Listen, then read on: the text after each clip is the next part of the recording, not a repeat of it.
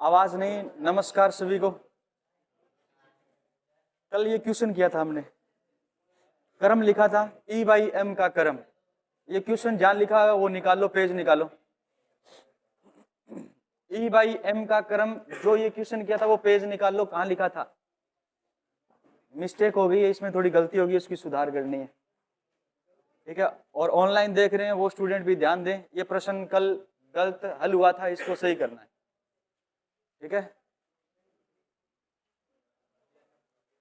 निकालिए सबने, ध्यान दो इधर। सबसे कम E/M का मान किसका होगा? न्यूट्रॉन का होगा, ठीक है ना। M का भाग देंगे 0 बार जाएगा, इसका मतलब सबसे कम तो होगा न्यूट्रॉन का, ठीक है। न्यूट्रॉन से थोड़ा ज्यादा आएगा किसका? अल्फा का। किसका आएगा? अल्फा का, ठीक है। अब बात है प्रोटॉन और इलेक्ट्रॉन में। बताओ प्रोटॉन और इलेक्ट्रॉन में भारी कौन है? प्रोटॉन और इलेक्ट्रॉन में भारी कौन है? प्रोटॉन है। कौन है? प्रोटॉन। इसका मतलब ज्यादा द्रव्यमान किसका है? अब ज्यादा द्रव्यमान का E में भाग दोगे तो इलेक्ट्रॉन से कम आएगा, कम आएगा ना, ज्यादा का भाग दोगे तब। इसका मतलब है 3 नंबर पर कौन आएगा? प्रोटॉन। और सबसे ज्यादा कौन है? इलेक्ट्रॉन। सबसे ज्यादा कौन है? इलेक्ट्रॉन। ये उतार लो आप, सही कर लेना।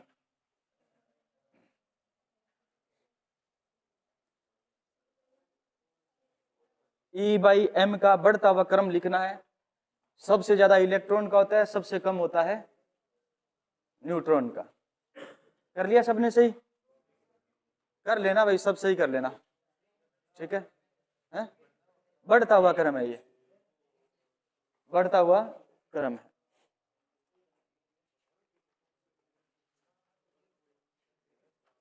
थॉमसन का परमाणु मॉडल पढ़ लिया था? पढ़ लिया था ना, ठीक है।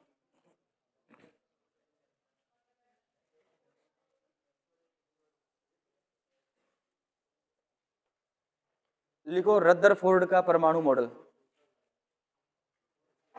रदरफोर्ड का परमाणु मॉडल। रदरफोर्ड का परमाणु मॉडल। आवाज आ रही है ना सबको? हाँ, यहां तो आ रही है, फोन में आया ना है मुझे नहीं पता। लिखा सबने?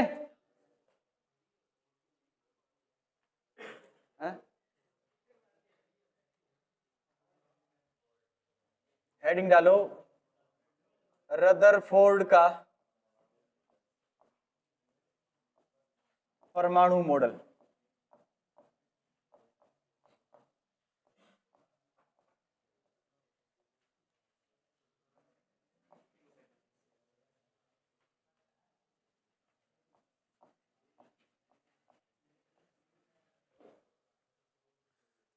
अन्य नाम इसका, इसे कहते हैं अल्फा प्रकीर्णन। अन्य नाम में लिख लेना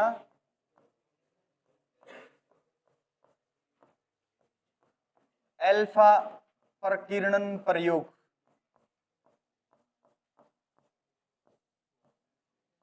अल्फा प्रकीर्णन प्रयोग।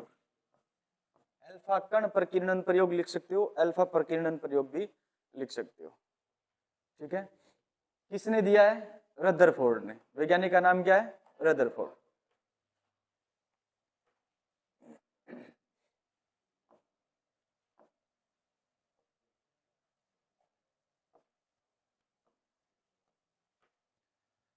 रदरफोर्ड ने लगभग 100 नैनोमीटर मोटाई की, कितनी मोटाई की? लगभग 100 नैनोमीटर मोटाई की एक सोने की पतली पन्नी ली। सोने की क्या ली? पतली पन्नी। इसकी मोटाई कितनी है? 100 नैनोमीटर। 100 नैनोमीटर मोटाई है, ठीक है। धातु कौन सा है? गोल्ड। यानी इसको लिखते हैं अपन Au से। Au को कहा जाता है गोल्ड या सोना, ठीक है। और इसके चारों ओर जिंक सल्फाइड का क्या लगाया गया? हाँ, जिंक सल्फाइड की एक चादर लगा दी गई, पर्दा लगा दिया गया, ठीक है। और इस पर अल्फा कणों की क्या करवाई, बौछार करवाई थी। अल्फा कणों की क्या करवाई थी, बौछार करवाई थी। ठीक है, अल्फा कण ही क्यों लिए, अल्फा कण ही क्यों लिए, क्योंकि अल्फा कणों के पास ऊर्जा क्या होती है, ज्यादा होती है, ज्यादा होती है। ठीक है, देखना अल्फा कणों की बौछार करवाई और अल्फा कण जो उत्पन्न करवाए वो रेडियो एक्टिव तत्व था रेडियम। क्या था, रेडियम। ठीक है ना, इससे अल्फा कणों को उत्सर्जित करवाया था, प्राप्त किया था। अल्फा कणों की बौछार करवाएगी सोने की पतली पन्नी पर, तो कुछ अल्फा कण ऐसे थे जो बिना विक्षेपित हुए इस पतली पन्नी को क्या कर गए, पार कर गए, पतली पन्नी को क्या कर गए, पार कर गए। जिससे हमें ये पता लगता है कि परमाणु का अधिकांश भाग क्या है, खोखला है। परमाणु का अधिकांश भाग क्या है, खोखला है। जिंक सल्फाइड के पर्दे से टकराएगा तो यहां पर क्या उत्पन्न करेगा, चमक उत्पन्न करेगा। इससे ये पता लगता है कि यहां से कोई कण निकले थे और जो इसको पार करके कहां पर टकरा रहे हैं, जिंक सल्फाइड के पर्दे से टकरा रहे हैं। ठीक है, कुछ कण तो इसको पार कर गए और पार करके सीधे निकले, इसका मतलब है परमाणु का अधिकांश भाग कैसा है, खोखला है। कुछ कण ऐसे थे जो विक्षेपित हुए और सीधे नहीं गए, अपने मूल पथ से क्या हो गए, विचलित हो गए, अपने मूल पथ से क्या हो गए भी, विचलित हो गए। ठीक है, 20,000 में से एक कण ऐसा प्राप्त हुआ जो 180 डिग्री के कोण से वापिस लौट आया। यानी एक कण ऐसा था जिस रास्ते से गया उसी रास्ते से वापिस क्या हो गया, लौट गया। तो बताओ इससे क्या निष्कर्ष प्राप्त हुआ, इससे निष्कर्ष ये प्राप्त हुआ कि अल्फा कण को अपन किस से लिखते हैं, कैसे लिखते हैं अल्फा कण को, He, और आवेश कितना होता है +2, और क्रमांक कितना होता है, और परमाणु द्रव्यमान कितना होता है 4। ठीक है, प्लस का आवेश है, समान आवेश एक दूसरे को क्या करते हैं, प्रतिकर्षित करते हैं। क्या करते हैं, जब अल्फा कण यहां से निकला, यहां पर जाके टकराया, वापिस आ गया, इसका मतलब ये है यहां कोई इसके जैसा समान आवेश वाला बैठा है।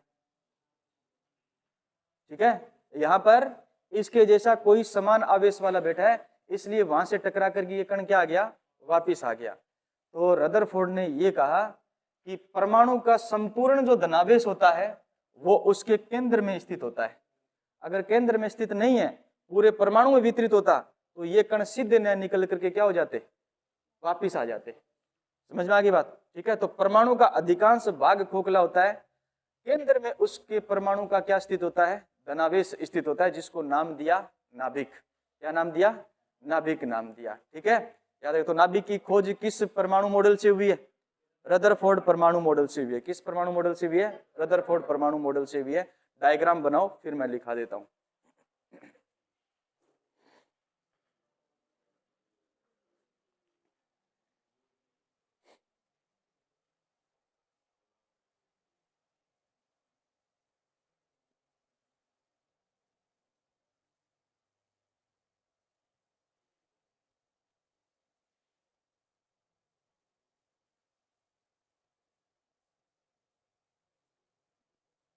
बना लिया साथ साथ में, अच्छी बात है।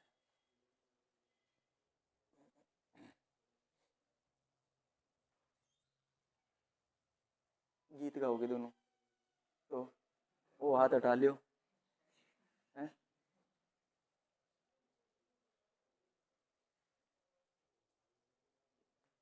चालती है कोई दिमाग में बनना रे बागम झूला झाल्या है।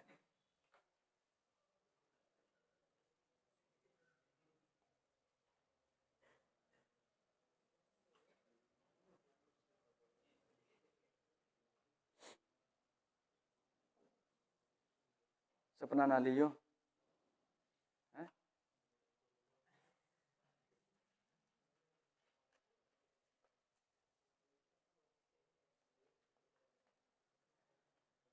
बनाया,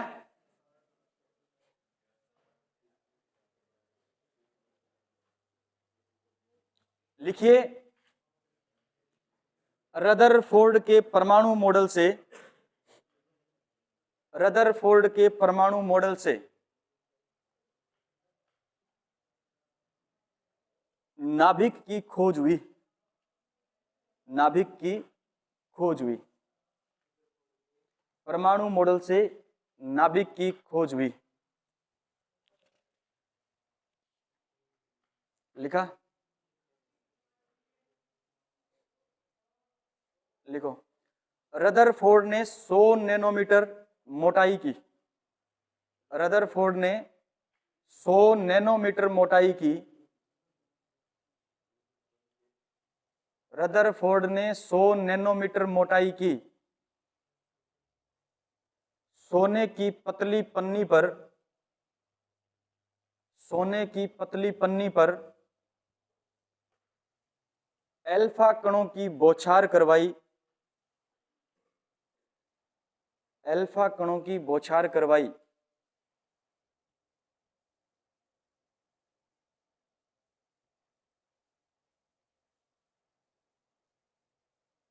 देखा, जिससे यह पता लगा, जिससे यह पता लगा कि कुछ अल्फा कण, कुछ अल्फा कण अपने पथ से विक्षेपित हुए बिना, अपने पथ से विक्षेपित हुए बिना,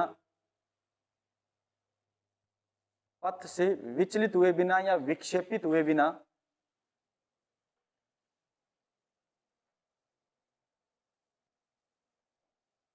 सीधे निकल जाते हैं, सीधे निकल जाते हैं।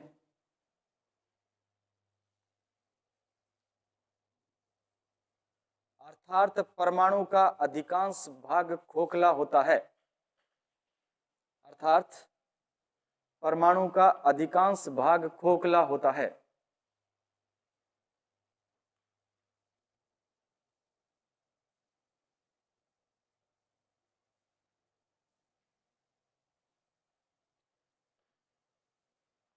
कुछ अल्फा कण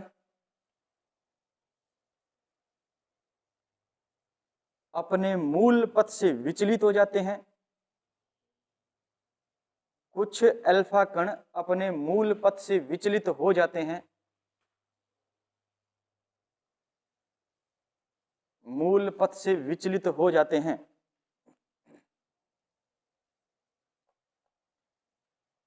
लगभग 20,000 में से एक अल्फा कण, लगभग 20,000 में से एक अल्फा कण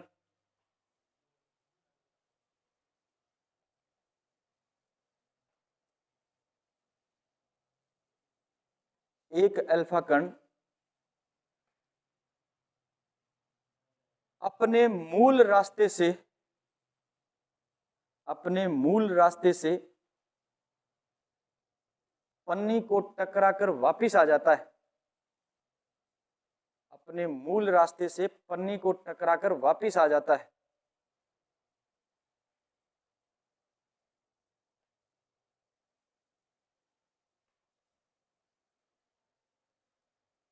जिससे यह पता लगता है कि, जिससे यह पता लगता है कि परमाणु का संपूर्ण धनावेश, परमाणु का संपूर्ण धनावेश परमाणु के केंद्र में स्थित है, परमाणु के केंद्र में स्थित है। संपूर्ण धनावेश परमाणु के केंद्र में स्थित है।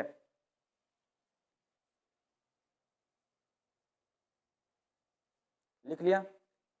जिसको रदरफोर्ड ने, जिसको रदरफोर्ड ने नाभिक नाम दिया, नाभिक नाम दिया।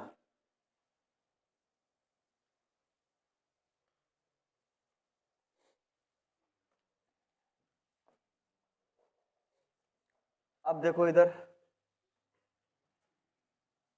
परमाणु का जो नाभिक होता है उसमें प्रोटॉन और न्यूट्रॉन दोनों पाए जाते हैं। प्रोटॉन और न्यूट्रॉन दोनों पाए जाते हैं किसमें? नाभिक के अंदर। तो ये बनाया हमने परमाणु का नाभिक, ठीक है। न्यूट्रॉन पर चार्ज कौन सा होता है? 0, उदासीन। और प्रोटॉन पर चार्ज कौन सा होता है? धनावेश। प्रोटॉन पर चार्ज कौन सा होता है? धनावेश। इस नाभिक के चारों ओर खाली जगह पाई जाती है और इन खाली जगह को अपन क्या कहते हैं? कोश या ऊर्जा स्तर कहते हैं। इनको नाम दिया हमने क्या? कोश। इन कोश में इलेक्ट्रॉन क्या लगाते हैं भी? चक्कर लगाते हैं। इन कोश में इलेक्ट्रॉन क्या लगाते हैं? चक्कर लगाते हैं। रदरफोर्ड ये कहता है कि परमाणु के चारों ओर वह खाली जगह जिसमें इलेक्ट्रॉन चक्कर लगाते हैं, उस खाली जगह को क्या कहा जाता है? कोश कहा जाता है, ऊर्जा स्तर कहा जाता है, ठीक है। जितने प्रोटॉन नाभिक के अंदर होते हैं उतने ही इलेक्ट्रॉन कोश के अंदर क्या लगाते हैं? चक्कर लगाते हैं। इसका मतलब जितना चार्ज बाहर माइनस का, उतना चार्ज अंदर नाभिक में किसका? धनावेश का। किसका? धनावेश का। समझ में आ गई बात? तो मैंने कहा बाहर 5 माइनस का चार्ज है, इसका मतलब 5 इलेक्ट्रॉन गति कर रहे हैं। अंदर प्लस 5 चार्ज है, इसका मतलब नाभिक में प्रोटॉन कितने हैं? 5 है। तो परमाणु विद्युत रूप से क्या होता है? उदासीन होता है। ये बात भी बोलता है कौन? बोलता है रदरफोर्ड बोलता है। कौन बोलता है? रदरफोर्ड बोलता है, ठीक है ना। तो परमाणु उदासीनता, विद्युत रूप से उदासीनता के बारे में थॉमसन ने पहले बताया था। थॉमसन के बाद में कौन बता रहा है? रदरफोर्ड बता रहा है। क्लियर बात ये, ठीक है। लेकिन इससे ये पूछा गया कि जब कोई भी आवेशित कण जो होता है वो जब लगातार वर्ताकार पथ में क्या करता है? चक्कर लगाता है, तो आवेशित कण चक्कर लगाते समय अपनी ऊर्जा की हानि करेगा। अपनी ऊर्जा की क्या करेगा? हानि करेगा। आपने पर बात कर लो, आप मान लो सुबह सुबह दौड़ गिर गया वहां, रनिंग कर गया वहां, कौन कर गया वहां? चलो अपना ऊर्जा है ही कौन, फिर है नहीं ऊर्जा कौन है? यहाँ सोचो, सुबह कितना बजे आओ उठे कोचिंग में? 11 बजे आओ। वापिस कितना बजे जाओ? 3:30 बजे जाओ। चलो ठीक है, 3:30 बजे जाओ। आज मैं थाने 5 बजे तक बिठाए रखूं है? बैठा कौन? रेस को नहीं, ऊर्जा कम हो जाएगी। बस बी इलेक्ट्रॉन है। इलेक्ट्रॉन अगर लगातार ई पथ में गति करेगा नहीं, तो लगातार ऊर्जा को क्या करेगा? उत्सर्जन। ऊर्जा को क्या करेगा? उत्सर्जित करेगा। लगातार ऊर्जा का उत्सर्जन करेगा तो सीधी सी बात है ऊर्जा में कमी आएगी। अब ऊर्जा में कमी आएगी तो क्या इलेक्ट्रॉन गति कर पाएगा? नहीं कर पाएगा। इलेक्ट्रॉन इस पथ में सर्पिलाकार रूप से क्या करता है? गति करता है, इस प्रकार से, ठीक है ना। और जैसे जैसे ये गति करता जाएगा वैसे वैसे ये नाभिक के पास आता जाएगा। एक टाइम ऐसा आएगा कि ये संपूर्ण रूप से अपनी ऊर्जा को क्या कर देगा? खो देगा और नाभिक में गिर जाएगा। नाभिक में गिर जाएगा, ठीक है। नाभिक में इलेक्ट्रॉन गिर जाएगा तो क्या परमाणु का अस्तित्व रह पाएगा? नहीं रह पाएगा। यानी बाहर वाले जो इलेक्ट्रॉन है वो गति करते हुए कहां पर गिर गए? इस नाभिक के अंदर गिर गए। तो माइनस चार्ज पूरा का पूरा क्या हो गया? कंप्लीट हो गया। परमाणु ने अपना अस्तित्व क्या कर दिया? खो दिया।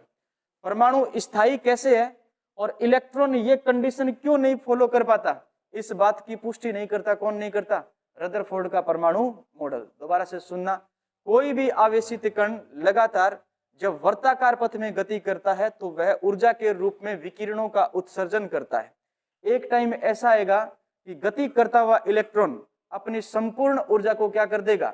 नष्ट कर देगा और वह नाभिक में गिर जाएगा। लेकिन इलेक्ट्रॉन ऐसा प्रदर्शित नहीं करता, ऐसा प्रदर्शन दिखाता नहीं है, नाभिक में नहीं गिर पाता। क्या कारण है कि वो नाभिक में नहीं गिर पाता? इस बात की पुष्टि नहीं करता। कौन नहीं करता? रदरफोर्ड का परमाणु मॉडल, यानी परमाणु के स्थायित्व की व्याख्या नहीं करता। परमाणु स्थायी कैसे है इस बात की पुष्टि नहीं करता रदरफोर्ड का परमाणु मॉडल। समझ आ गई बात? कमी एक है इसकी, वो यही है कि परमाणु के स्थायित्व की व्याख्या नहीं करता। दूसरी बात, जब ऊर्जा उत्सर्जित करेगा उस कंडीशन के अंदर अगर आप परमाणु के स्पेक्ट्रम का अध्ययन करोगे तो आपको उत्सर्जित ऊर्जा और अवशोषित ऊर्जा के स्पेक्ट्रम दिखाई देंगे। मतलब इलेक्ट्रॉन जब अपनी उच्च ऊर्जा स्तर में जाएगा और उच्च ऊर्जा स्तर से निम्न ऊर्जा स्तर में आएगा तो विकिरणों के रूप में ऊर्जा का उत्सर्जन करता है। वो ऊर्जा जो है वो हमें चमकती हुई दिखाई देगी। वो चमक ही क्या है, स्पेक्ट्रम है। वो चमक की व्याख्या कौन नहीं करता, रदरफोर्ड का परमाणु मॉडल नहीं करता। ठीक है, दूसरी कमी, यानी परमाणु के स्पेक्ट्रम की व्याख्या नहीं करता और इलेक्ट्रॉन गति करता हुआ नाभिक में क्यों नहीं गिर रहा है इसकी भी पुष्टि नहीं करता। कौन नहीं करता, रदरफोर्ड का परमाणु मॉडल। ठीक है, इसने नाभिक की खोज कर दी। ठीक है, इसने परमाणु का अधिकांश भाग खोखला बता दिया। ठीक है, इसने ये भी कह दिया कि परमाणु का जो अधिकांश खोखला भाग है उसमें इलेक्ट्रॉन वर्ताकार पथ में गति करता है, उस वर्ताकार पथ को अपन क्या कहते हैं, कोष कहते हैं। ये भी ठीक है। इसने परमाणु का आकार भी बताया और परमाणु के नाभिक का भी क्या बताया, आकार बताया। ठीक है, इतनी बातें हैं, ये बातें आपको लिखनी है। ठीक है, समझने वाली बात क्या है, रदरफोर्ड ने परमाणु का आकार कितना बताया, नाभिक का आकार कितना बताया, रदरफोर्ड परमाणु मॉडल के मुख्य बिंदु क्या है और रदरफोर्ड परमाणु मॉडल की कमियां क्या है। समझ आई बात। मुख्य मुख्य बातें तो मैंने आपको लिखाई है, कमियां और लिखेंगे। कहां तक लिखा आपने, नाभिक नाम दिया। ठीक है, लिखो, इसने परमाणु का आकार, परमाणु का आकार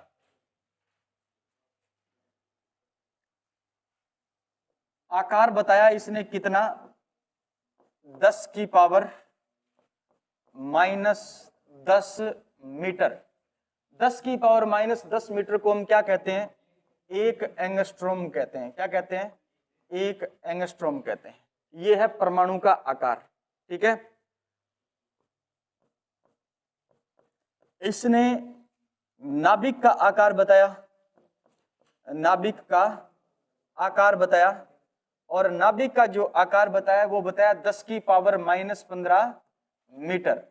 इसको कहते हैं एक फर्मी मीटर, एक फर्मी कहते हैं। 10 की पावर -15 मीटर को क्या कहते हैं, फर्मी कहते हैं। अब मैं आपसे पूछूं, परमाणु का आकार नाभिक के आकार से कितना गुना बड़ा है, परमाणु का आकार नाभिक के आकार से कितना गुना बड़ा है, -5, 10 की घात -5। परमाणु का आकार नाभिक के आकार से कितना गुना बड़ा है, इसका मतलब परमाणु आकार और नाभिक के आकार का अनुपात पूछा है आपसे, परमाणु आकार बटा नाभिक का आकार, नाभिक का आकार। परमाणु का आकार कितना है, 10 की पावर -10 और नाभिक का आकार कितना है, 10 की पावर -15। इस वैल्यू को हल करोगे तो ये वैल्यू आपको इस प्रकार लिखनी पड़ेगी, 10 की पावर -10 गुणा 10 की पावर 15। ये माइनस ऊपर जाकर के गुणा में जाएगा तो माइनस की घात किस में बदलेगी, प्लस में। उत्तर कितना आया, 10 की पावर प्लस की कितनी बच गई, 5। 10 की पावर प्लस की कितनी बच गई, 5। यानी परमाणु का आकार नाभिक से 10 की पावर 5 गुना क्या है, बड़ा है। 10 की पावर 5 गुना क्या है, बड़ा है। अगर मैं ये लिखूं परमाणु नाभिक का आकार बटा परमाणु आकार, इसका मतलब नाभिक का आकार परमाणु से कितना गुना छोटा है, 10 की पावर -5 गुना क्या है, छोटा है। समझ आ गई बात। अनुपात याद रखना, कंफ्यूज मत होना। पहले अगर प्रश्न में इस प्रकार दिया जाए परमाणु का आकार और नाभिक के आकार का अनुपात कितना आता है, तो 10 की पावर 5 आता है। नाभिक का आकार और परमाणु के आकार का अनुपात कितना आता है, 10 की पावर -5 आता है। समझ आई मेरी बात। ठीक है, परमाणु का आकार 10 की पावर -10 मीटर, नाभिक का आकार 10 की पावर -15 मीटर। और ये लिख लो, वो उतार लो। उतार लिया, लिखाऊं, एक बार और समझाऊं, ध्यान देना। ये परमाणु का आकार है, ये नाभिक का आकार है, ये अनुपात समझ आया, ये आ गया, ये नहीं आया समझ, लिखो तो पहले एक बार। लिखने पे ध्यान दे तो आप समझते हो, नहीं साथ साथ में लिखते हो। ये पूरी लाइन साथ साथ में लिखती है। ये चश्मे जितना छोटा दिखता है उतना गहराई में है ये।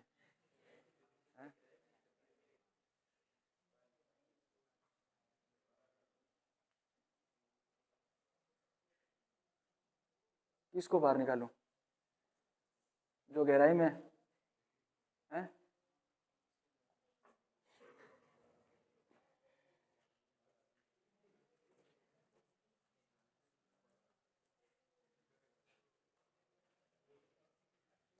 लिख लिया ना।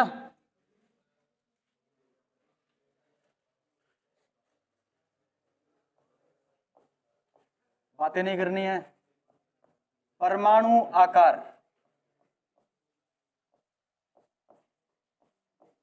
अपॉन नाभिक का आकार, नाभिक आकार।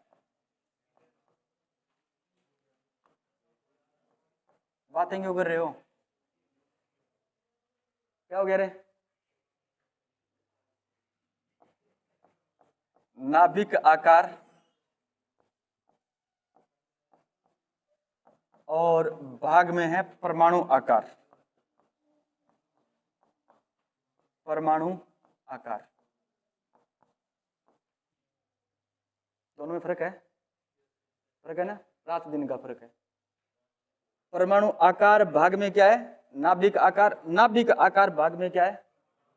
बताओ परमाणु का आकार कितना होता है? 10 की पावर -10 मीटर कोटि का होता है, ठीक है।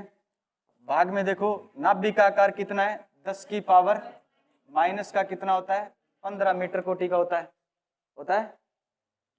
इधर देखो क्या है? 10 की पावर माइनस का 15 और 10 की पावर माइनस का क्या है? 10। क्लियर है बात? इस वैल्यू को हल करोगे ना, तो अगर इस पावर को अपन ऊपर लेके जाएं तो ये हो जाएगी 10 की पावर -10 इंटू 10 की पावर माइनस का क्या हो जाएगा? 15, सॉरी प्लस का 15, प्लस का 15। यानी नीचे वाली घात अगर माइनस में है, इसको ऊपर लेके जाओगे प्लस में बदल जाएगी। ऊपर वाली घात अगर माइनस में नीचे लेके आओगे तो प्लस में बदल जाएगी। क्लियर है? ठीक है। तो ये बच गया कितना? 10 की पावर 5 बच गया। 10 की पावर क्या बच गई? प्लस का 5 बच गया। इसका मतलब परमाणु का आकार नाभिक के आकार से 10 की पावर 5 गुणा कोटि क्या है? बड़ा है। ये कहना चाहता है परमाणु का आकार नाभिक से 10 की पावर 5 गुणा क्या है? बड़ा है। समझ आ गई बात? ठीक है। नाभिक का आकार 10 की पावर -15, परमाणु का आकार 10 की पावर -10। इसको हल करोगे तो 10 की पावर -15 इंटू 10 की पावर माइनस प्लस की क्या हो जाएगी? 10 हो जाएगी। प्लस की क्या हो जाएगी? 10 हो जाएगी। अब क्या बच गया? नाभिक का आकार जो है वो 10 की पावर -5 गुना छोटा है किससे? परमाणु के आकार से। सीधी सी बात है, परमाणु के अंदर स्थित होता है नाभिक, परमाणु के अंदर स्थित होता है नाभिक। तो परमाणु बड़ा होगा, नाभिक क्या होगा? छोटा होगा। क्लियर है बात? इतना ध्यान रखो। अनुपात जरूर आपको याद रखना है। अनुपात पूछा किसका जा रहा है? अगर वो परमाणु और नाभिक का अनुपात पूछ रहा है तब तो ऊपर वाला, नाभिक और परमाणु का अनुपात पूछ रहा है तब नीचे वाला। अब समझ आ गया? ठीक है। लिखो रदरफोर्ड मॉडल की कमियां। हाँ, रदरफोर्ड मॉडल की कमियां।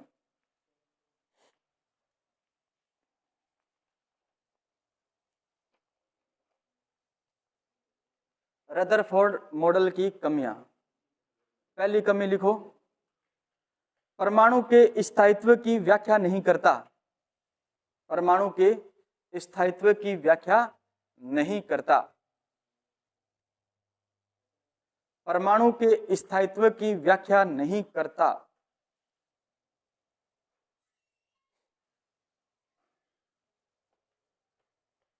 परमाणु के स्थायित्व की व्याख्या नहीं करता। लिख लिया?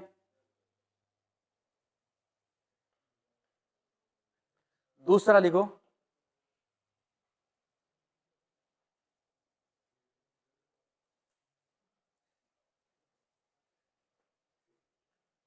जाने दो रे, जाने दो। छोड़ के आए? अकेले चले जाओगे? बाहर है कोई? बाहर है कोई ले जाने वाला? देखो, मैक्सवेल के अनुसार, हाँ दूसरी लाइन में लिखना है, कमी में लिखना है। मैक्सवेल के अनुसार, मैक्सवेल सासिलाम,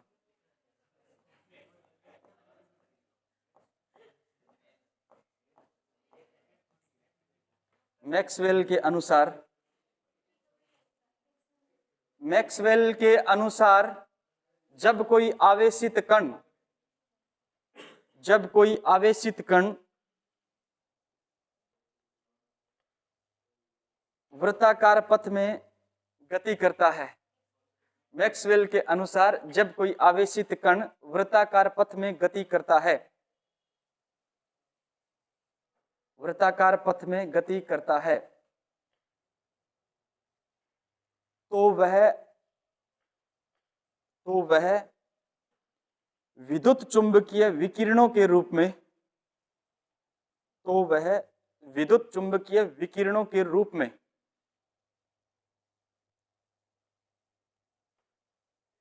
अपनी ऊर्जा को उत्सर्जित करता है। विद्युत चुंबकीय विकिरणों के रूप में अपनी ऊर्जा को उत्सर्जित करता है।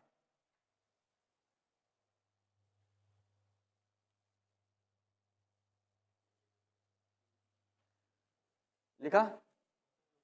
अपनी ऊर्जा को खो देता है।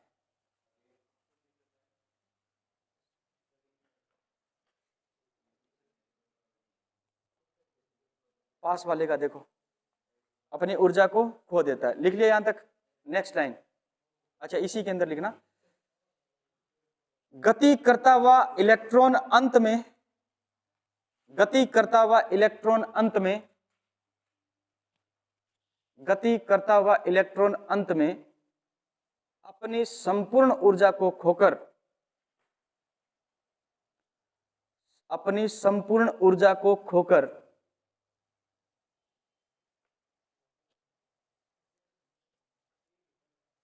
संपूर्ण ऊर्जा को खोकर नाभिक में गिर जाना चाहिए, गिर जाना चाहिए, गिर जाना चाहिए। लेकिन वास्तविक रूप से परमाणु में ऐसा नहीं होता। गिर जाना चाहिए, लेकिन वास्तविक रूप से परमाणु में ऐसा नहीं होता।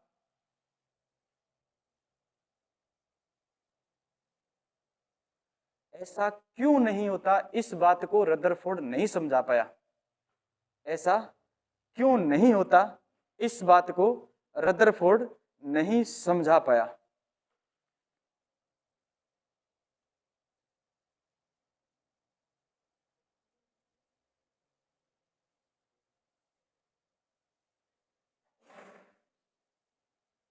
ऐसा क्यों नहीं होता, इस बात को रदरफोर्ड नहीं समझा पाया। तीसरी कमी लिखो, यह परमाणु में स्पेक्ट्रम की व्याख्या नहीं करता।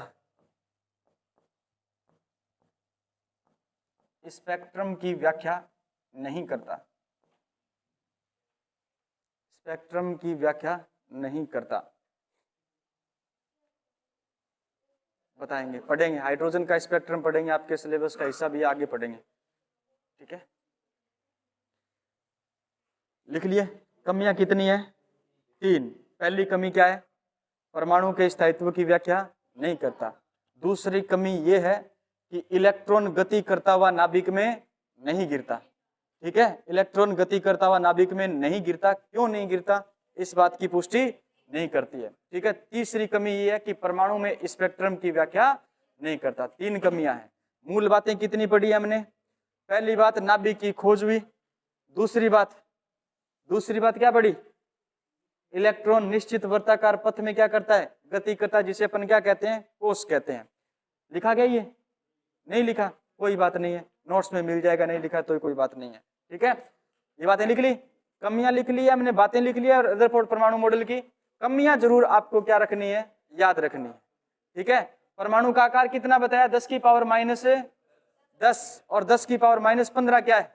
नाभिक का आकार। 10 की पावर -15 क्या है? नाभिक का आकार है। क्लियर है बात? अब हेडिंग डालो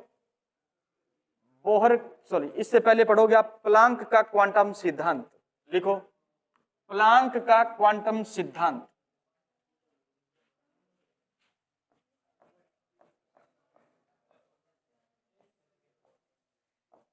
प्लांक का क्वांटम सिद्धांत।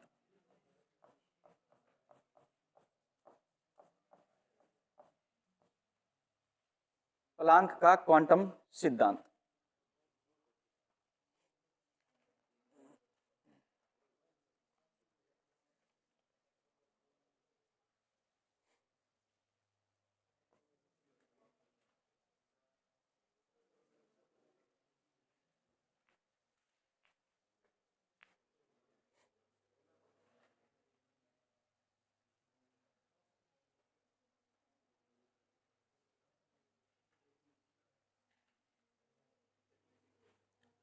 कोई भी विकिरण होती है,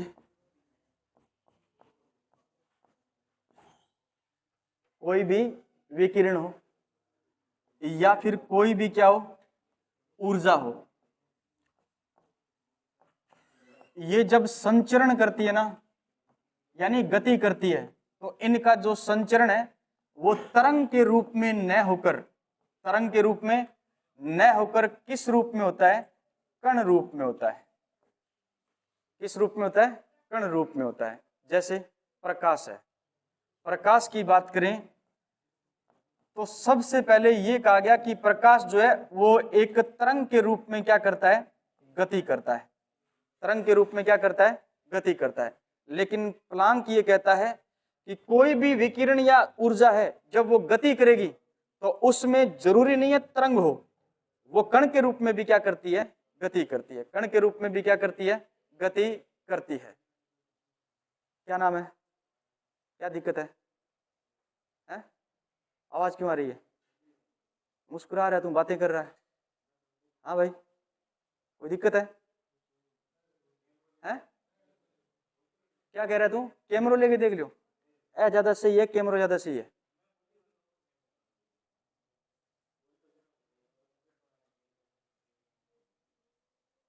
तो तू इन्हें देख लेनी, बिना के देखे।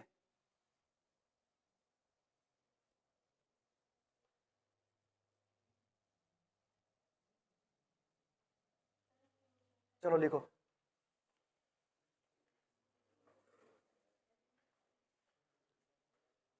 जब ऊर्जा या विकिरण, जब ऊर्जा या विकिरण या प्रकाश या विद्युत चुंबकीय तरंगे, विद्युत चुंबकीय तरंगे लिखते जाओ, जब विद्युत चुंबकीय तरंगे गति करती है, गति करती है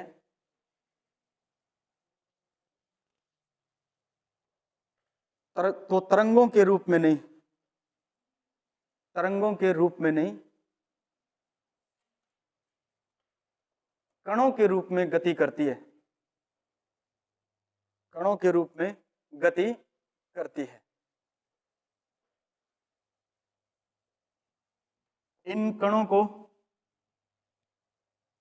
इन कणों को क्वांटा या फोटोन कहा जाता है, क्वांटा या फोटोन कहा जाता है।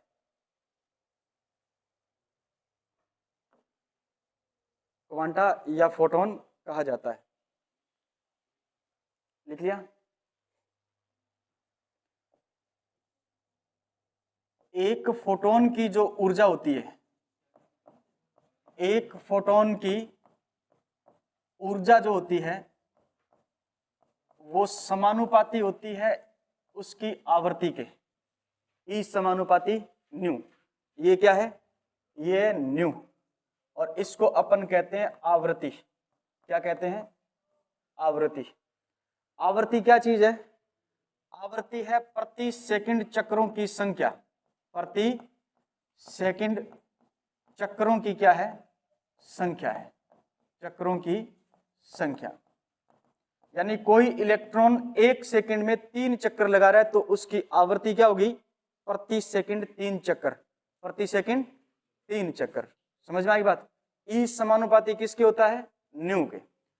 जब ये समानुपाती का निशान हटाते हैं, समानुपाती का निशान हटाते हैं, क्या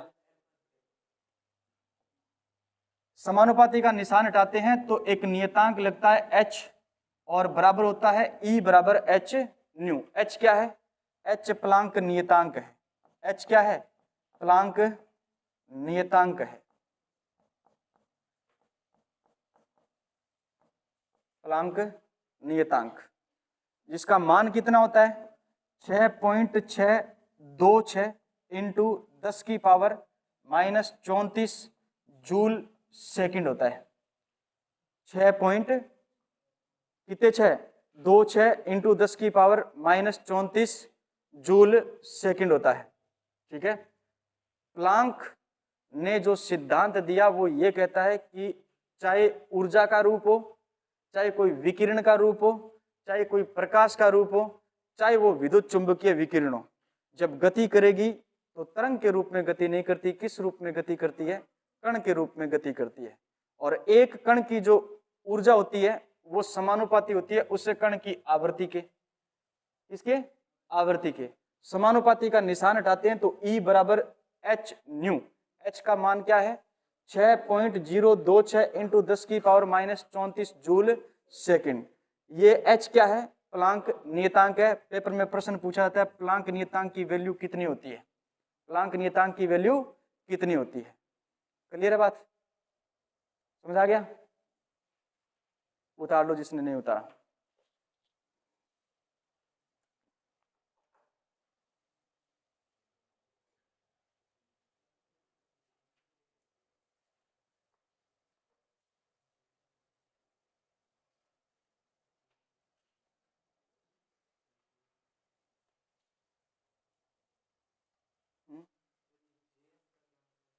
नींद आ रही थी क्या इतनी देर?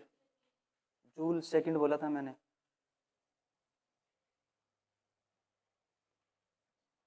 लिखा सबने? आपसे पहले भी पढ़ के गए हैं बैच यहाँ पर और मैंने ही पढ़ा है।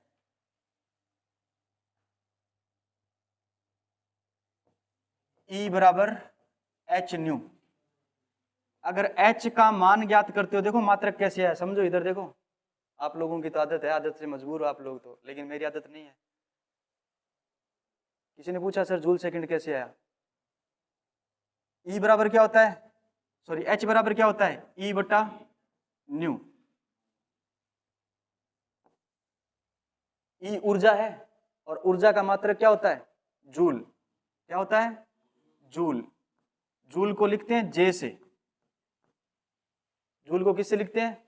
J से। अपॉन न्यू ये आवृत्ति है। और मैंने कहा प्रति सेकंड चक्रों की संख्या क्या कहलाती है? फ्रीक्वेंसी आवृत्ति कहलाती है। प्रति सेकंड, प्रति सेकंड का मतलब क्या हो गया? 1 बटा सेकंड, यानी किसी के भाग में होगी 1 बटा सेकंड। यहां पर लिखा हमने 1 बटा सेकंड। अब इसको हल करेंगे, नीचे वाली वैल्यू को सेकंड ऊपर जाएगा, जाएगा नहीं जाएगा? गुणा में, तो क्या बनेगा? Joule second. क्या बनेगा? Joule second. अगर ये यहां पर जाता ना, 1 के गुणा में जाता, तब तो माइनस में बदल जाता। किसमें बदल जाता? माइनस में। यहां पर जाते ही माइनस में, इस माइनस को ऊपर लेके जाएंगे तो किसमें बदल जाएगा? प्लस में। तो क्या बन गया? Joule second. रटना नहीं है, याद रखना है। ठीक है, भूल जाओ तो निकालना भी आना चाहिए। H बराबर E बटा क्या होता है? न्यू। ये H बराबर E बटा न्यू कहां से निकाला? आपको H का मात्रक ज्ञात करना है। H यहीं पर रखो, न्यू इधर लेके आओगे तो H के गुणा में है न्यू। आवर्ती H के गुणा में, इधर आएगी तो H कहां पर आ जाएगी? E के भाग में आई तो H बराबर हमने क्या लिखा? E बटा न्यू। E बटा न्यू। E का मात्रक होता है जूल, यानी E एक प्रकार की ऊर्जा है। ऊर्जा का मात्रक क्या होता है? जूल। और इस फ्रीक्वेंसी आवृत्ति का मात्रक होता है 1 बटा सेकंड। 1 बटा सेकंड। सेकंड को वहां पर लेके जाओगे तो पहले यहां पर जाएगा, ये 1 के गुणा में जाएगा तो माइनस सेकंड होगा, और माइनस सेकंड ऊपर जाएगा तो किसमें बदल जाएगा? प्लस सेकंड में। तो मात्रक है जूल सेकंड। किसका मात्रक है? Joule second. प्लांक नियतांक का मात्रक है। किसका मात्रक है? प्लांक नियतांक का मान कितना होता है? 6.6 कितने 6? 2.6। 6.6 कितने 6? 2.6 गुणा 10 की पावर -34 जूल सेकंड। उतार लो।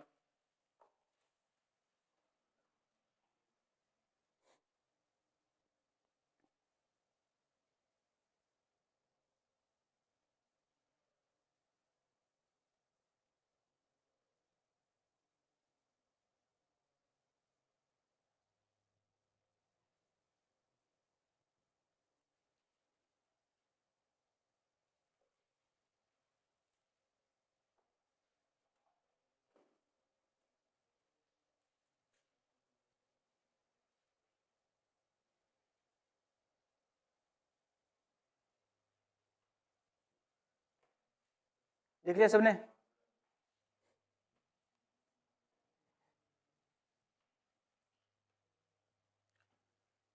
अभी हमने पढ़ा है ई समानुपाती होता है न्यू के, ई समानुपाती होता है न्यू के।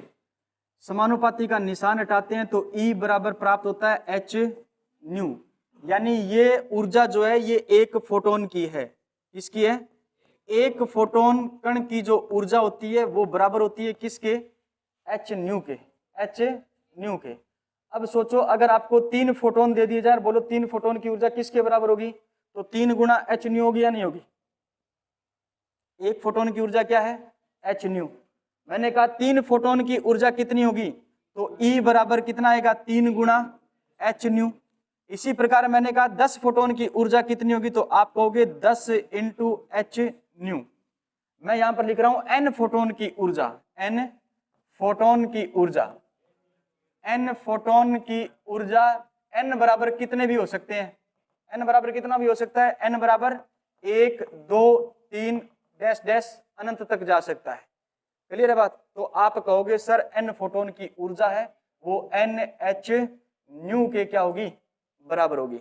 एन एच न्यू के क्या होगी? बराबर होगी। होगी या नहीं होगी? अब न्यू बराबर जो होता है वो होता है सी अपॉन लेमडा। न्यू बराबर क्या होता है? सी अपॉन लेमडा। यानी सी क्या है? प्रकाश का वेग, प्रकाश तरंग का क्या है? वेग है। और लेमडा तरंग दैर्ध्य है। तरंग दैर्ध्य का मतलब, लेमडा मतलब तरंग दैर्ध्य। तरंग दैर्ध्य का अर्थ है जिस प्रकार अपन दूरी चलते हैं मीटर में, किलोमीटर में, उसी प्रकार छोटे कण दूरी चलते हैं तरंग दैर्ध्य के रूप में। समझ में आ गई बात? नहीं समझ आया? कोई कण है उसको इस पथ पर क्या करवाया गया? गति करवाया गया। ठीक है, फिजिक्स की बात आ रही है, थोड़ी ध्यान रखना। इस पथ पर गति करवाया गया और यहां से उसने चलना स्टार्ट किया कुछ इस प्रकार से, तरंग के रूप में क्या कर रही है? ये गति कर रही है। ठीक है, इस माध्य स्थिति से ऊपर जो बात है इसको अपन बोलते हैं श्रृंग। क्या बोलते हैं? श्रृंग। और इस माध्य स्थिति से जो नीचे की गर्त है, सॉरी गहराई है, इसको बोला जाता है गर्त। क्या बोला जाता है? गर्त। ठीक है, माध्य स्थिति से ऊपर की ओर उभार दिखाई दे रहा है, इसको बोला जाता है श्रृंग। माध्य स्थिति से नीचे की तरफ जो आपको गहराई दिखाई देती है इसको बोला जाता है गर्त। तो क्या ये श्रृंग है या नहीं? इस तरंग को आगे बढ़ाएं तो क्या ये गर्त बनी या नहीं? मैं ये कहूं कि 2 क्रमागत श्रृंगों के बीच की दूरी को तरंग दैर्ध्य कहा जाता है। 2 क्रमागत श्रृंग के बीच की दूरी को क्या कहा जाता है? तरंग दैर्ध्य कहा जाता है। 2 क्रमागत गर्तों के बीच की दूरी को भी क्या कहते हैं?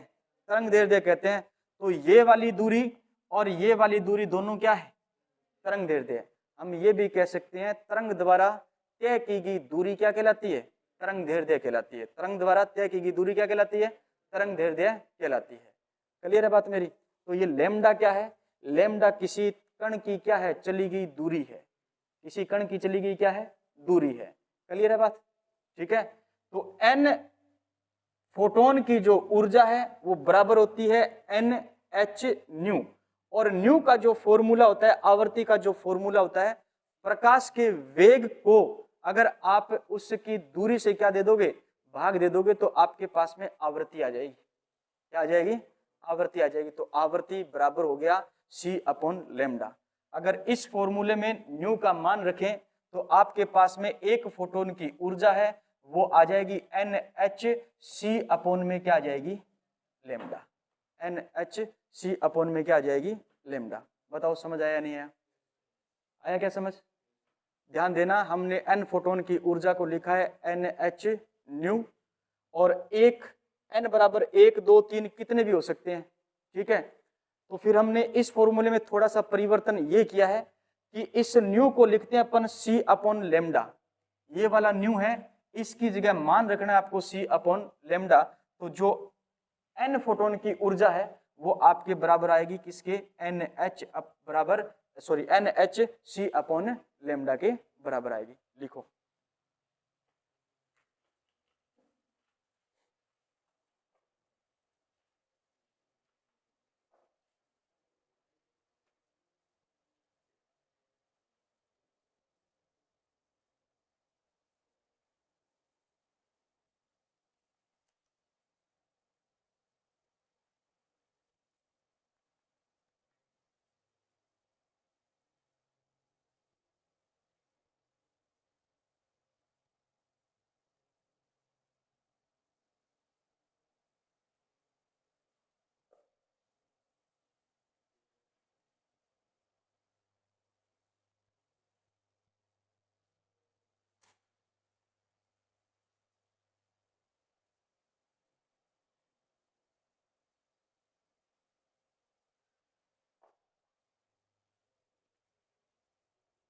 लिख लिया।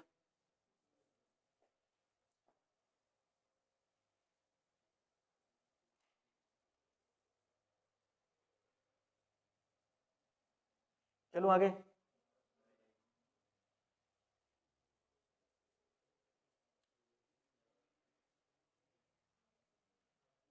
इलेक्ट्रॉन वोल्ट में फोटोन की ऊर्जा पूछी जाए, एक फोटोन की इलेक्ट्रॉन वोल्ट में ऊर्जा, तो E बराबर फॉर्मूला होता है,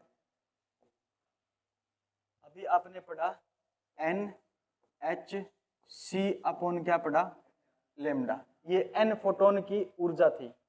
एक फोटोन की इलेक्ट्रॉन वोल्ट में, ये तो जूल में है, एक फोटोन की इलेक्ट्रॉन वोल्ट में ऊर्जा पूछेंगे अपन, तो आपको बताना है E बराबर Hc अपॉन लेमडा, और इसको गुणा कर दो इलेक्ट्रॉन के आवेश से। लेमडा को गुणा कर दो इलेक्ट्रॉन के आवेश से, या फिर मैं कहूं Hc को भाग दे दो इलेक्ट्रॉन के आवेश से, तो आपको जो ऊर्जा प्राप्त होगी वो इलेक्ट्रॉन वोल्ट में प्राप्त होगी। इसमें प्राप्त होगी इलेक्ट्रॉन वोल्ट में, जूल में नहीं, इलेक्ट्रॉन वोल्ट में।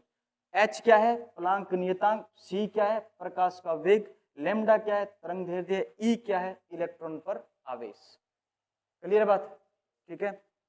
H प्लांक नियतांक, प्लांक नियतांक,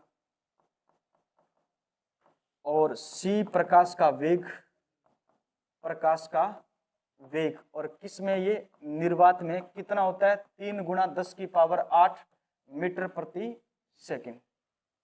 ठीक है। और लेमडा तरंग दैर्ध्य है, लेमडा तरंग दैर्ध्य है, और E ये क्या है, इलेक्ट्रॉन पर आवेश, इलेक्ट्रॉन पर आवेश। ठीक है। ये केवल ये समीकरण उतारनी है आपको और लिखना है। इससे पहले इलेक्ट्रॉन वोल्ट में, इलेक्ट्रॉन वोल्ट में ऊर्जा E बराबर, इलेक्ट्रॉन वोल्ट में ऊर्जा E बराबर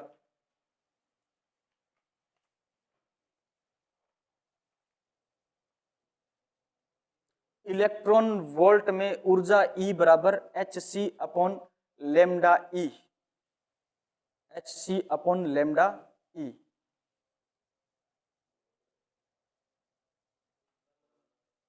इलेक्ट्रॉन वोल्ट में ऊर्जा E बराबर Hc अपॉन लेमडा E,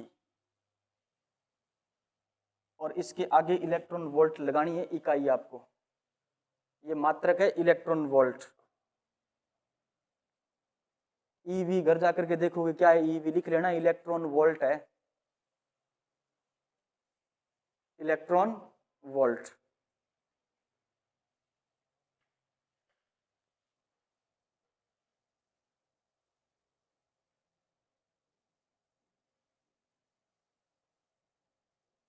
वो सारी चीज लिख लेना, H बराबर क्या है, C बराबर क्या है, लेमडा बराबर क्या है, इलेक्ट्रॉन पर आवेश E, सब चीज लिखना।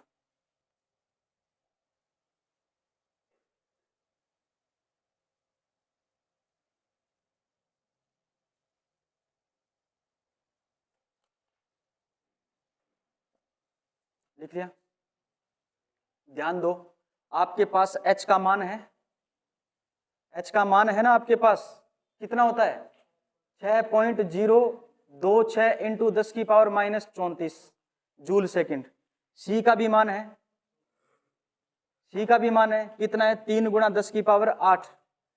और इलेक्ट्रॉन वोल्ट, इलेक्ट्रॉन पर आवेश है, आवेश का भी मान है, कितना है 1.6 इंटू 10⁻⁻19 कूलम, है ना। H का मान रखोगे, C का मान रखोगे, E का मान रखोगे, तब हमारे पास में ये वैल्यू आएगी 12,400। कितनी आएगी 12,400, और अपॉन में आएगा लेमडा। ठीक है। अगर लेमडा को एंगस्ट्रॉम में लोगे तो ये फॉर्मूला बनेगा इलेक्ट्रॉन वोल्ट में। अब आपको इलेक्ट्रॉन वोल्ट में इलेक्ट्रॉन की ऊर्जा पूछी जाए, तब आपको फॉर्मूला काम में लेना है। ये इलेक्ट्रॉन वोल्ट में इलेक्ट्रॉन की क्या पूछी जाए, ऊर्जा पूछी जाए, तो आपको 12,400 को लेमडा तरंग दैर्ध्य से क्या देना है, डायरेक्ट भाग देना है। अगर तरंग दैर्ध्य किस में दी गई है, एंगस्ट्रॉम में दी गई है तो। क्लियर है बात? ठीक है, प्रश्न करेंगे तब बताऊंगा मैं और आपको। अगर ये लेमडा आपको नैनोमीटर में दी गई है, किस में दी गई है, नैनोमीटर में दी गई है, तब आपको इलेक्ट्रॉन की ऊर्जा निकालनी है, तो आपको भाग देना है 1240 में। किसमें, 1240 में। लेमडा अगर किस में दिया गया है, नैनोमीटर में दिया गया है, तो ये भी इलेक्ट्रॉन वोल्ट की क्या है, ऊर्जा है। बस दोनों आपको फॉर्मूले यूज करना आना चाहिए, भी आप कहां पर फॉर्मूले दोनों यूज कर सकते हो। अगर तरंग दैर्ध्य आपको एंगस्ट्रॉम में दी गई है, तो उस तरंग दैर्ध्य की दूरी को आपको भाग देना है 12400 में, ठीक है। अगर वो तरंग दैर्ध्य आपको नैनोमीटर में दी गई है, तब 1240 में आप तरंग दैर्ध्य का क्या दोगे, भाग दोगे, तब इलेक्ट्रॉन की इलेक्ट्रॉन वोल्ट में क्या आ जाएगी, ऊर्जा आ जाएगी, ठीक है। दोनों फॉर्मूले उतार लो।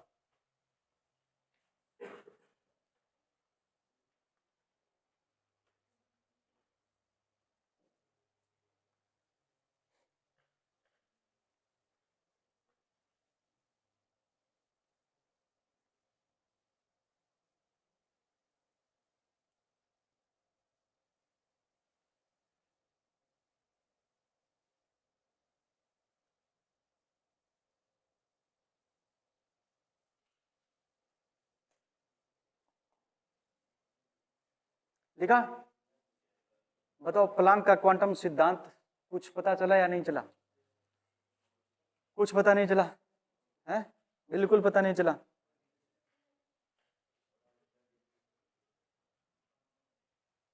इस एक फॉर्मूले पे खेले हम, ई समानुपाती न्यू, इस एक पे खेल के आए हैं।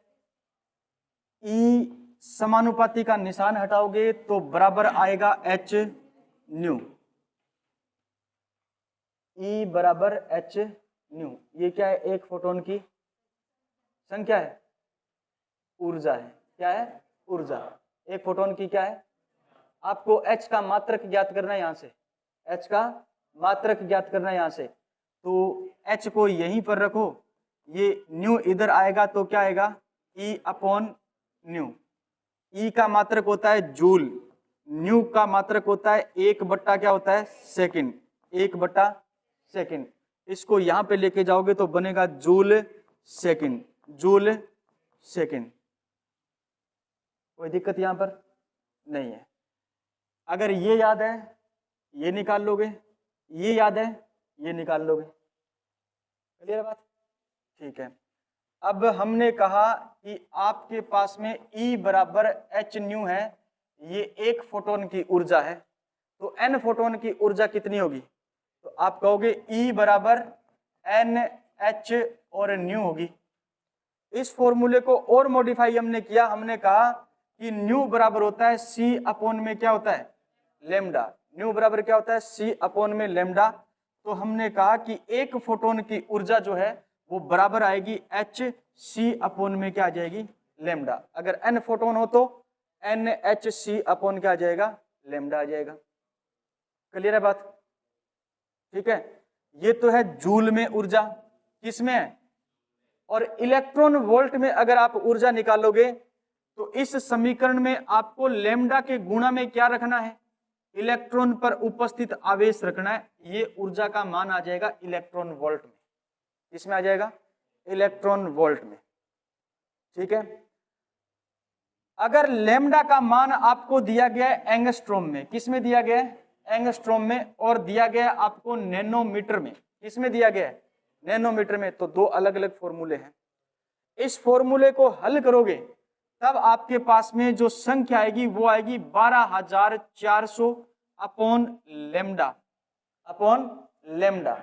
और ये फॉर्मूला कब काम में लेना है, जब आपको लेमडा का मान किस में दिया गया है, एंगस्ट्रॉम में दिया गया, तब इलेक्ट्रॉन वोल्ट में एक फोटोन की जो ऊर्जा होती है वो इतनी होती है, 12400 अपॉन लेमडा, ठीक है। अगर आपको तरंग दैर्ध्य का मान नैनोमीटर में दिया गया है, तब आपको फॉर्मूला काम में लेना है 1240 अपॉन लेमडा, और लेमडा किस में हो, नैनोमीटर में हो, तब इलेक्ट्रॉन की ऊर्जा या कण की ऊर्जा इलेक्ट्रॉन वोल्ट में आपको ये काम में लेनी है, ठीक है। प्रश्न करेंगे बोर परमाणु के बाद में, ठीक है। पहले बोर परमाणु पढ़ें, क्योंकि बोर परमाणु जो है वो प्लांक के क्वांटम सिद्धांत पर और रदरफोर्ड के परमाणु मॉडल पर क्या है, आधारित है। क्लियर है, पहले बात बताओ मेरे को ये। अब एक प्रश्न है, अगर आपने ढंग से इसको पढ़ा है तो ई बराबर होता है hc अपॉन में क्या होता है, लेमडा। मुझे ये बताओ ऊर्जा और तरंग दैर्ध्य का संबंध क्या है, ऊर्जा और तरंग दैर्ध्य का संबंध क्या है? इस फॉर्मूले से आपको पता लग रहा है कुछ?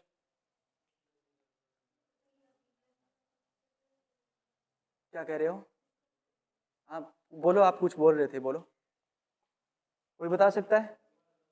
ऊर्जा और तरंग दैर्ध्य का संबंध क्या है आपस में?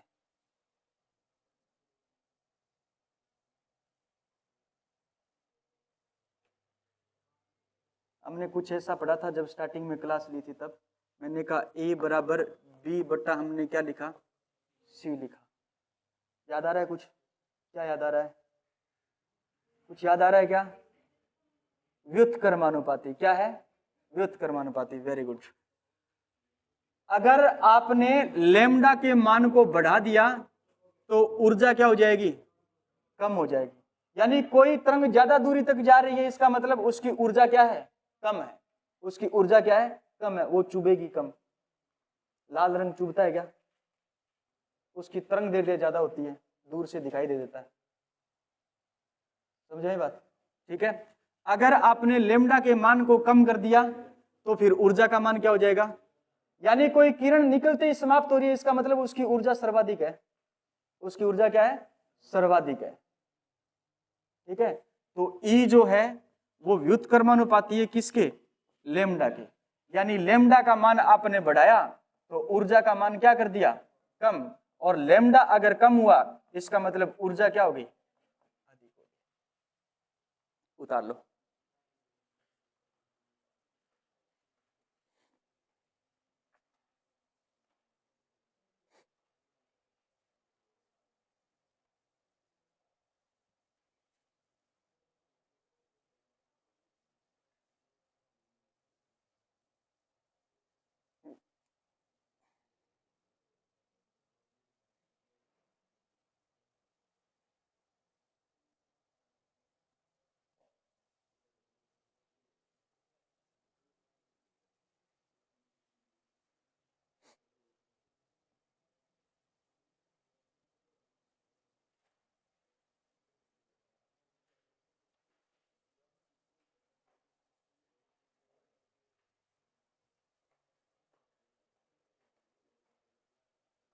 लिखो बोर का परमाणु मॉडल। बोर का परमाणु मॉडल।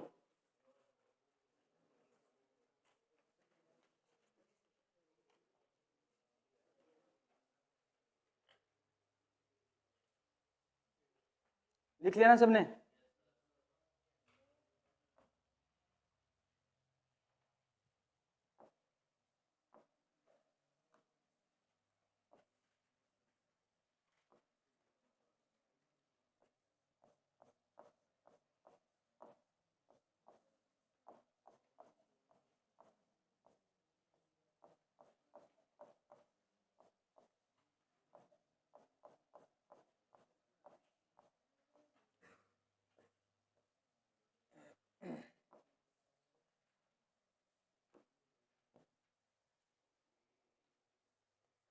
सबसे पहली बात, यह परमाणु मॉडल रदरफोर्ड व प्लांक के क्वांटम सिद्धांत पर आधारित है। क्वांटम सिद्धांत पर क्या है, आधारित।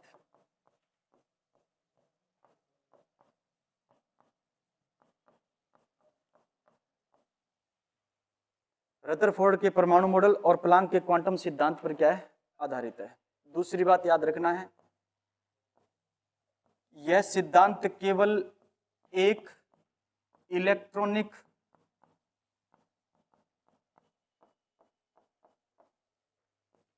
स्पीशीज यानी परमाणु पर लागू होता है, लागू होता है। एक इलेक्ट्रॉनिक स्पीशीज पर लागू होता है, यानी ऐसे परमाणु जिनके पास केवल कितने इलेक्ट्रॉन हो, एक ही इलेक्ट्रॉन हो, उन पर क्या होता है, लागू होता है। जैसे जैसे हमने कहा हाइड्रोजन, हाइड्रोजन एक नंबर पर आता है, और एक उदासीन हाइड्रोजन के पास जितने प्रोटॉन होते हैं उतने क्या होते हैं, इलेक्ट्रॉन होते हैं, उतने क्या होते हैं, इलेक्ट्रॉन। इसका मतलब हाइड्रोजन के पास एक इलेक्ट्रॉन है। समझ आई बात। अगर हमने कहा हीलियम, तो हीलियम के पास तो 2 इलेक्ट्रॉन है, हीलियम के पास तो कितने इलेक्ट्रॉन है। अगर ये अपना एक इलेक्ट्रॉन त्याग दिए तो इस परमाणु को बना देंगे अपन He+, यानी हीलियम का धनायन बन गया, और हीलियम के धनायन के पास एक इलेक्ट्रॉन होता है। हाइड्रोजन और हीलियम 2 नंबर पर आता है ना ये, इसका मतलब ये हुआ कि इसका परमाणु क्रमांक 2 है, तो इसके पास प्रोटॉन की संख्या भी 2 है और इलेक्ट्रॉन की संख्या भी क्या है, 2 है। इलेक्ट्रॉन की संख्या भी कितनी है, 2 है। अगर ये अपना एक इलेक्ट्रॉन त्याग दे तो प्रोटॉन की संख्या 2 रहेगी, इलेक्ट्रॉन की संख्या कितनी बच गई, 1। इस पर जो +1 चार्ज आया है ना, वो किसका +1 चार्ज है, प्रोटॉन का +1 चार्ज है, क्योंकि प्रोटॉन की संख्या इलेक्ट्रॉन से कितनी अधिक है, 1 अधिक है। समझ आया क्या।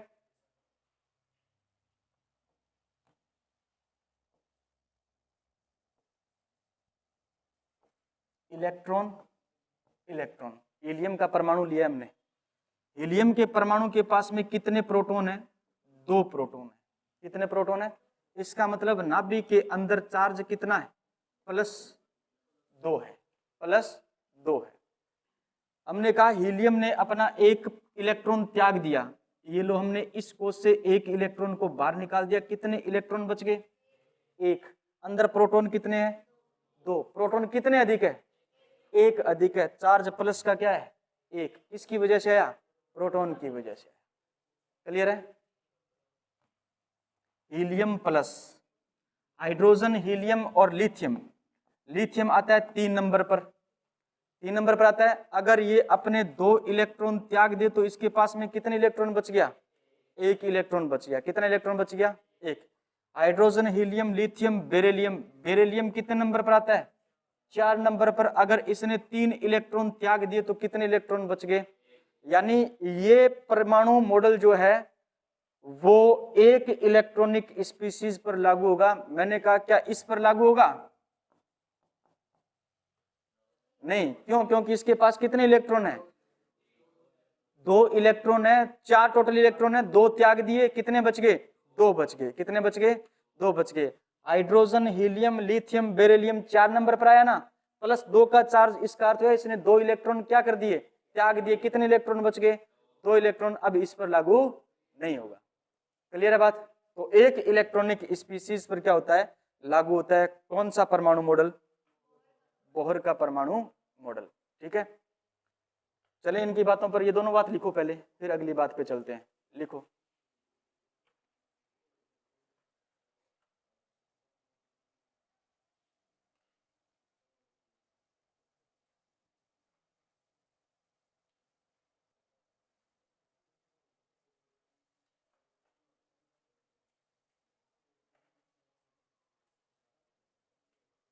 लिख लिया क्या।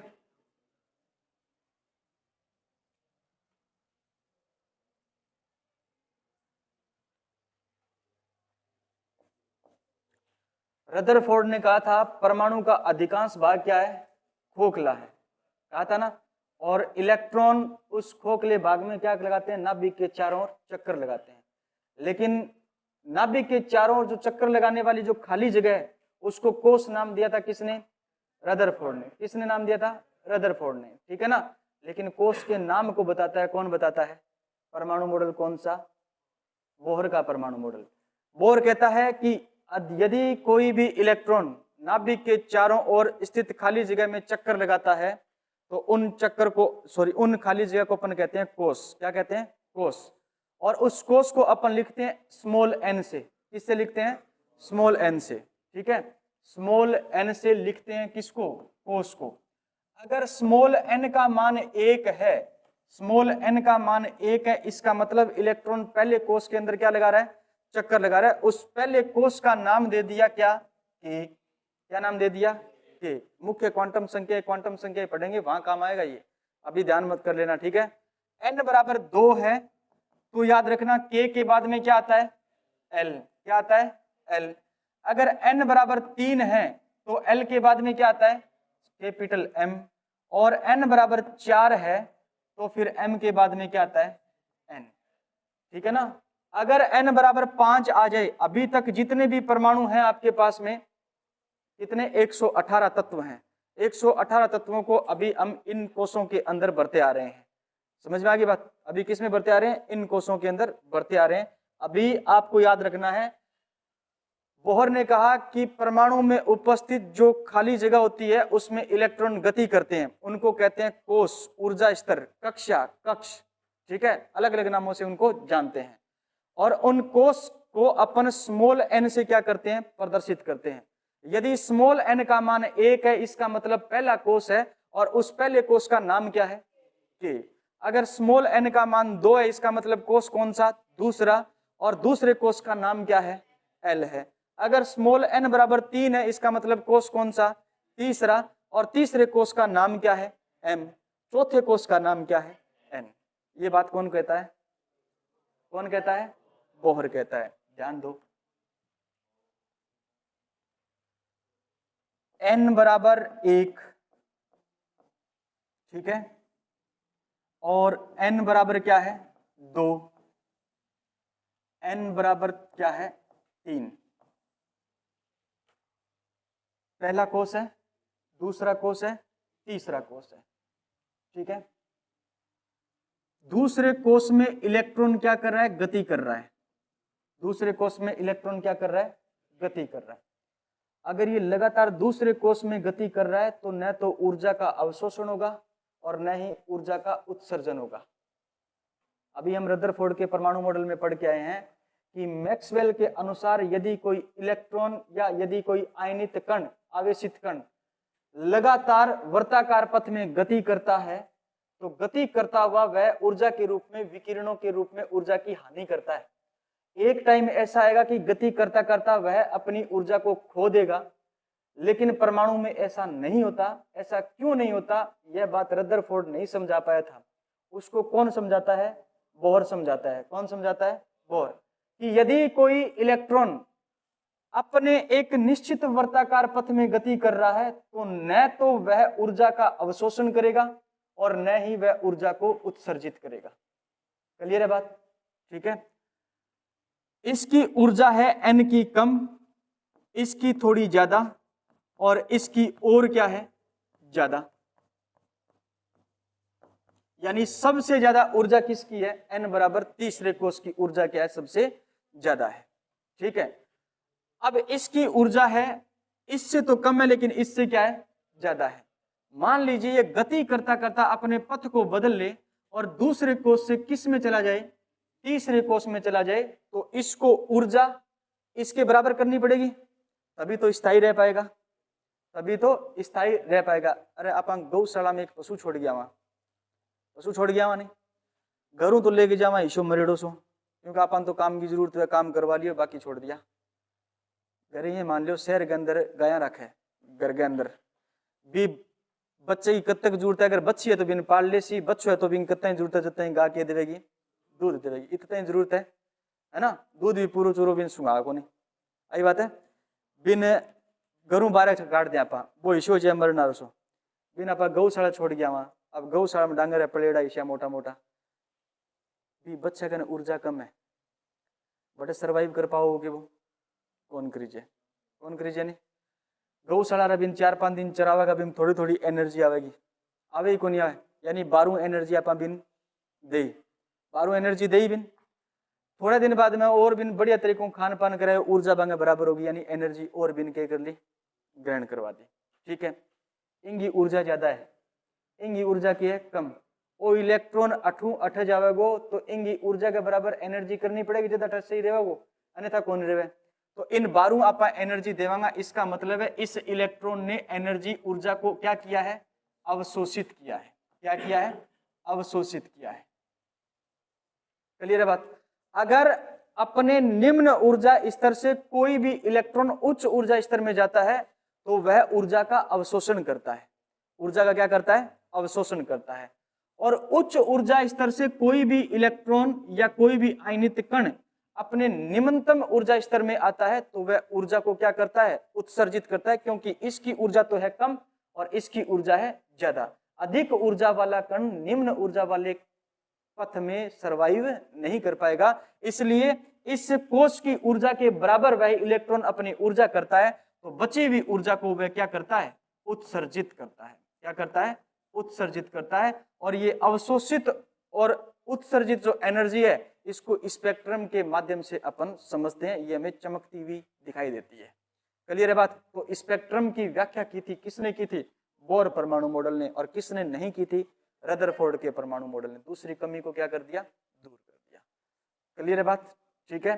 तो ये अवशोषण और उत्सर्जन किस आधार पर होता है, यदि कोई इलेक्ट्रॉन अपने निम्न ऊर्जा स्तर से उच्च ऊर्जा स्तर में जाता है तो ऊर्जा का अवशोषण होता है, और यदि कोई इलेक्ट्रॉन उच्च ऊर्जा स्तर से निम्न ऊर्जा स्तर में आता है तो ऊर्जा का क्या होता है, उत्सर्जन होता है। ऊर्जा का क्या होता है, उत्सर्जन होता है।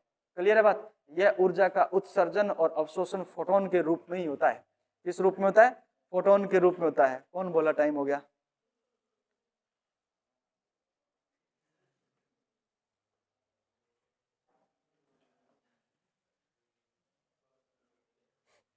देखो ये प्लस मतलब नाभिक है, और ये इलेक्ट्रॉन मतलब क्या है, माइनस चार्ज है। गुरुत्वाकर्षण बल पढ़ा है आपने, पढ़ा है क्या। इसको मान लेते हैं अपन m1 द्रव्यमान का कोई एक पिंड है, और ये m2 द्रव्यमान का कोई क्या है, पिंड है, और इनके बीच की दूरी कितनी है, r है। कितनी है, r। गुरुत्वाकर्षण बल ये कहता है कि ब्रह्मांड में कोई भी दो पिंड जिनका द्रव्यमान m1 m2 कितना भी हो चाहे, है ना, वो उनके मध्य लगने वाला जो बल होता है उसके द्रव्यमान के गुणनफल के तो क्या होता है, समानुपाती होता है, और बीच की दूरी के वर्ग के क्या होता है, व्युत्क्रमानुपाती होता है। ठीक है, F समानुपाती m1 इंटू m2 और अपॉन क्या है, r2। इसका मतलब अगर द्रव्यमान बढ़ेगा तो इस गुरुत्वाकर्षण बल का मान भी क्या होगा, बढ़ेगा। जितना ज्यादा द्रव्यमान होगा बीच में लगने वाला बल उतना ही क्या होगा, ज्यादा होगा। दूरी को अगर आपने कम कर दिया, दोनों द्रव्यमानों के पिंड के बीच की दूरी को अगर कम कर दिया तो बल का मान बढ़ेगा, और दूरी को अगर आपने ज्यादा कर दिया तो बीच का जो लगने वाला गुरुत्वाकर्षण बल है वो क्या हो जाएगा, कम हो जाएगा। मैं आपको आकर्षित कर रहा हूं, आप मुझे भी आकर्षित कर रहे हो, लेकिन हमारे बीच में लगने वाला जो गुरुत्वाकर्षण बल है उसकी परास बहुत कम है, इसलिए हम एक दूसरे को महसूस नहीं कर पा रहे। समझ में आ गई बात। पृथ्वी हमें गुरुत्वाकर्षण बल से अपनी तरफ खींच रही है, और हम इसलिए पृथ्वी पर स्थायी है क्योंकि पृथ्वी पर गुरुत्वाकर्षण बल का क्या है, मान अधिक है। लेकिन अपन उस परास को महसूस नहीं कर पा रहे। लेकिन जिस दिन गुरुत्वाकर्षण बल खत्म हो गया उस दिन अपन भी क्या हो जाएंगे, पलायन कर जाएंगे यहाँ से। पलायन मतलब उड़ जाएंगे यहाँ से, यहाँ पर हमारा अस्तित्व नहीं रह पाएगा। इसी प्रकार प्रोटॉन यानी नाभिक और इलेक्ट्रॉन के बीच में भी गुरुत्वाकर्षण बल है। गुरुत्वाकर्षण बल है तो प्रोटॉन इस इलेक्ट्रॉन को अपनी तरफ क्या कर रहा है, आकर्षित कर रहा है। अब फिजिक्स हमें यह कहती है कि कोई भी आपका जो इलेक्ट्रॉन कण है, इलेक्ट्रॉन है आपका, अगर वो गति कर रहा है उस पर अगर नाभिक द्वारा आकर्षण बल लग रहा है तो सीधी सी बात है क्रिया के विपरीत हमेशा क्या होती है, प्रतिक्रिया होती है। क्रिया के विपरीत हमेशा क्या होती है, प्रतिक्रिया होती है। अरे दीवार पर मुक्को मारा आपा मुक्को मारे, लेकिन दीवार अपन चोट पहुंचा दी, क्रिया के प्रति क्या है, प्रतिक्रिया है। हमने दीवार पर क्रिया की लेकिन दीवार ने हम पर क्या दिखाई है, प्रतिक्रिया दिखाई है। ठीक है ना। हमने नाव पे खड़े होकर के कूदे हैं, हमने आगे की तरफ क्या की है, क्रिया की है, लेकिन हमारे पैरों ने पीछे की तरफ क्या की है, प्रतिक्रिया की, इसलिए नाव को पीछे की तरफ क्या लगता है, धक्का लगता है। बंदूक की गोली अपन दागते हैं, हमने पिस्टल पर क्या की है, क्रिया की है, लेकिन बंदूक ने हमारे कंधे को पीछे की तरफ क्या दे दिया, धक्का दे दिया। ये क्या है, प्रतिक्रिया है। यानी ब्रह्मांड में जहां क्रिया होगी वहां प्रतिक्रिया जरूरी है, होगी। क्लियर है बात। तो इलेक्ट्रॉन पर आकर्षण बल लगाता है कौन, लगाता है नाभिक। तो इलेक्ट्रॉन पर बाहर की तरफ क्या गति कर, कौन सा बल काम करता है, इस आकर्षण बल के विपरीत एक बल काम करता है, और इस आकर्षण बल को अपन कहते हैं अभिकेंद्रीय बल। परिधि से केंद्र की ओर लगने वाला बल कौन सा है, अभिकेंद्रीय बल। और ये अभिकेंद्रीय बल है, ये कूलाम्बिक बल या गुरुत्वाकर्षण बल जो भी आप कहो उसके कारण आया है। कूलाम्बिक बल यानी दो आवेशों के बीच में लगने वाला बल क्या है? कूलाम्बिक बल। इस कूलाम्बिक बल के कारण ही कौन से बल की उत्पत्ति हुई है? अभिकेंद्रीय बल की क्या हुई है? उत्पत्ति हुई है। अब अभिकेंद्रीय बल क्रिया कर रहा है तो इसके विपरीत यहां पर एक बल लगता है जिसको अपन बोलते हैं अपकेंद्रीय बल। कौन सा बल बोलते हैं? अपकेंद्रीय बल। जो परिधि से बाहर की तरफ क्या लगता है? बल लगता है। अगर अभिकेंद्रीय बल इलेक्ट्रॉन को अंदर की तरफ खींच रहा है ना, तो अपकेंद्रीय बल इलेक्ट्रॉन को बाहर की तरफ क्या लगा रहा है? धक्का लगा रहा है। यही कारण है कि इलेक्ट्रॉन गति करता हुआ नाभिक में नहीं गिरता।